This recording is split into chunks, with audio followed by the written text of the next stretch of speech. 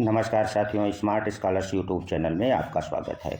आज हम लोग दैवीय उत्पत्ति के सिद्धांतों में सबसे महत्वपूर्ण सिद्धांत व प्राचीन सिद्धांत राज्य की उत्पत्ति के दैवीय सिद्धांत का अध्ययन करेंगे।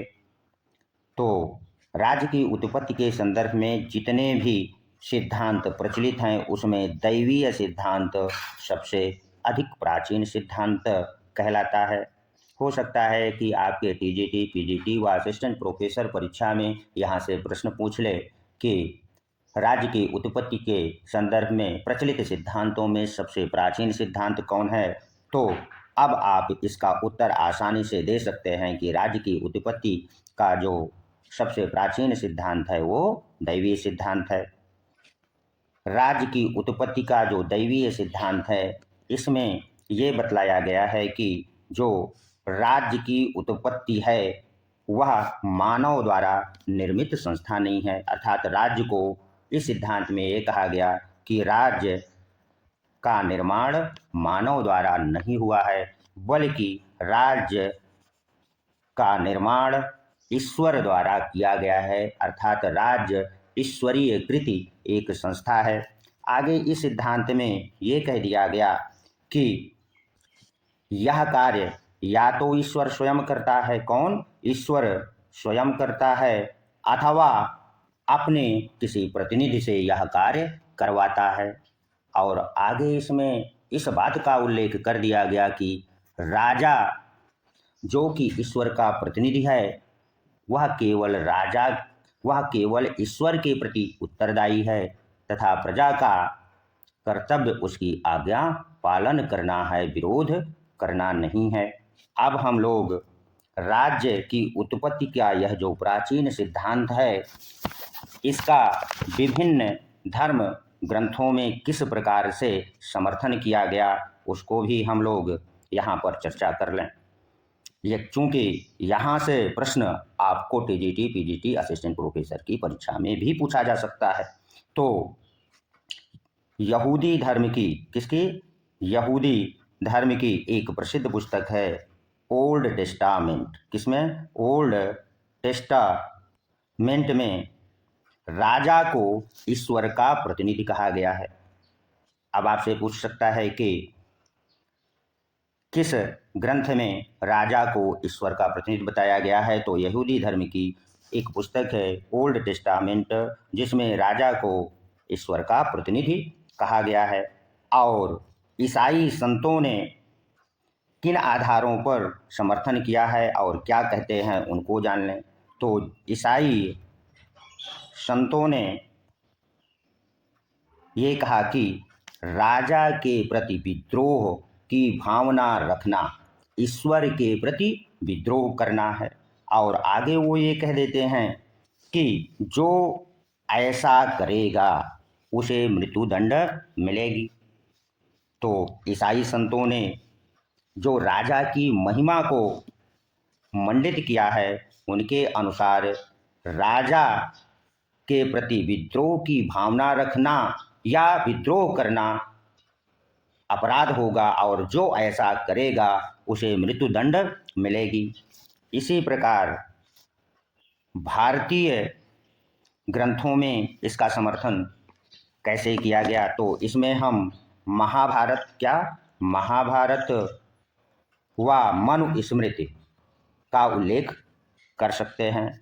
महाभारत और मनुस्मृति में राजा का जो निर्माण हुआ है उसमें ये कहा गया है कि राजा का निर्माण इंद्र, मित्र, वरुण व यम के अंशों से हुआ है और राजा मनुष्य के रूप में एक देवता है। यानी जो राजा है वह मनुष्य के रूप में एक देवता है। मनुस्मृति में जो कि मनु द्वारा लिखी गई है उसमें एक प्रसिद्ध वाक्य है कि राजा को प्राण रक्षा के लिए ईश्वर ने बनाया है। तथा विभिन्न विद्वानों का क्या मत है, किस आधार पर वो समर्थन करते हैं उसको भी जान लें। इसका सबसे प्रबल समर्थन, अगर आपसे पूछ लेगा परीक्षा में कि इसका सबसे प्रबल समर्थन करने वाला व्यक्ति कौन है, तो चलिए उसको हम लोग जान लेते हैं कि राज्य के दैवीय सिद्धांत का सबसे प्रबल समर्थन 17वीं शताब्दी में, किस 17वीं सदी में सबसे प्रबल समर्थन करने वाले राजा हैं जॉन स्टुअर्ट राजा जेम्स प्रथम। कौन राजा? स्टुअर्ट राजा जेम्स प्रथम। दैवीय सिद्धांत के समर्थन में ये क्या कहते हैं, तो जेम्स प्रथम की एक पुस्तक है लॉ ऑफ मोनार्की। कौन सी पुस्तक? लॉ ऑफ मोनार्की में वो कहते हैं, क्या कहते हैं कि राजा लोग पृथ्वी पर ईश्वर की जीवित प्रतिमाएं हैं। इस स्टेटमेंट को आप लोग अपनी नोट्स बुक में अवश्य नोट कर लीजिए, हो सकता है कि यह स्टेटमेंट ही दे दे। तो चलिए एक बार हम फिर से दोहराते हैं कि स्टुअर्ट राजा जेम्स प्रथम, जो कि दैवीय सिद्धांत के सबसे प्रबल समर्थक माने जाते हैं, उन्होंने अपनी पुस्तक लॉ ऑफ मोनार्की में एक प्रसिद्ध वाक्य कहा है। वह वाक्य क्या है? वो कहते हैं कि राजा लोग पृथ्वी पर ईश्वर की जीवित प्रतिमाएं हैं। इसी प्रकार एक जर्मन विचारक जो आदर्शवादी हैं, उनका नाम हीगल है। हीगल क्या कहते हैं, इनको जान लेते हैं। हीगल ने राज्य को, किसे? राज्य को पृथ्वी पर ईश्वर का अवतरण या पदयात्रा कहा है। यह भी स्टेटमेंट परीक्षा की दृष्टि से बहुत महत्वपूर्ण है। यदि आप नोट्स बुक बना रहे हैं तो इसे नोट कर लीजिए। तथा एक विद्वान और हैं जिनका स्टेटमेंट भी पूछा जाता है, वो कौन है उसको जान लें, तो वो ब्रूज हैं। ब्रूज क्या कहते हैं?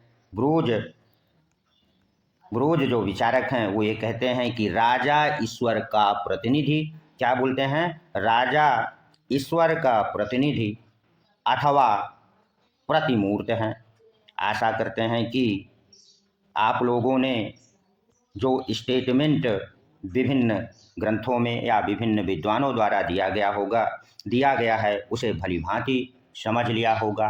अब चलिए हम लोग दैवीय सिद्धांत के जो महत्वपूर्ण तत्व हैं उसको जान लें, या जो इसकी महत्वपूर्ण विशेषताएं हैं उसको भी समझ लें, ताकि यदि दैवीय सिद्धांत से कोई प्रश्न आपके टीजीटी पीजीटी परीक्षा में पूछा जाए तो आपको उसे गलत करके ना आए।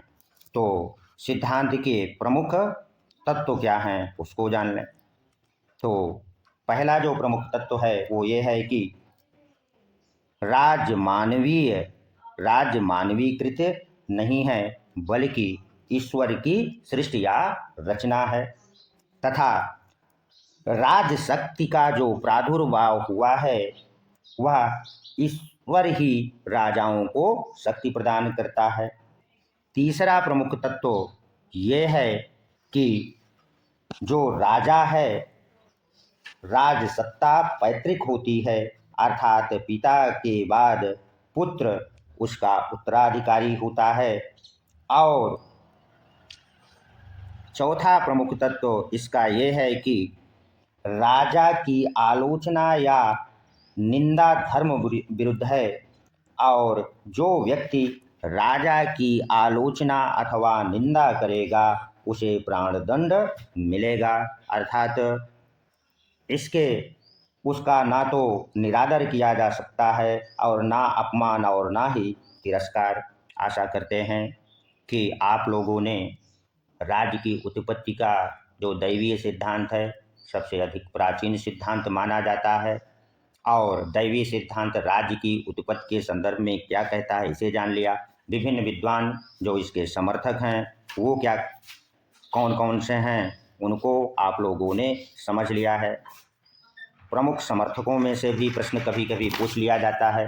तो सिद्धांत के जो प्रमुख समर्थक हैं उनमें से मनु हो गए, कौन हो गए? मनु हो गए, जेम्स प्रथम हो गए, हिंगल हो गए, ब्रूज हो गए और हूमर आदि आते हैं। अगले वीडियो में हम राज्य की उत्पत्ति का जो शक्ति का सिद्धांत है उसका अध्ययन करेंगे। धन्यवाद। मिलते हैं अगले वीडियो में।